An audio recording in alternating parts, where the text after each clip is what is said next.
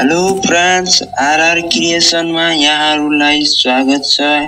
आज हामीले ज्योतिष शास्त्र अनुसार तयार पारिएको सपनामा सुन्दर फुलहरूको बगैँचा देख्दा रङ्गी बिरङ्गी फुलहरू देख्दा के हुन्छ भन्ने विषयमा चर्चा गरेको छौं।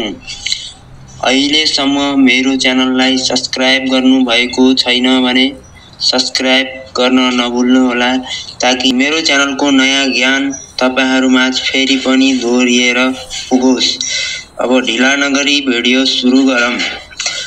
सपनामा सुन्दर फुलहरूको बगैँचा देख्नुभयो, त्यहाँ रङ्गी बिरङ्गी फुलहरू फुलिरहेको देख्नुभयो, साथै आफूलाई त्यो फुलहरूको बगैँचा वरिपरि भमौरा झैं डुलिरहेको वा बगैँचामा हिँडिरहेको देख्नुभयो भने त्यो सपना अत्यन्तै शुभ सपना मानिन्छ। यस सपनाले तपाईको जीवनमा नयाँ मोड ल्याएर आएको संकेत पनि गर्दछ। अब तपाईका दुःखका दिनहरू टाढिएर नयाँ सुरुवात हुने संकेत गर्दछ। यस सपना भाग्यमानीलाई लाखौंमा एकलाई मात्र देखिने गर्छ।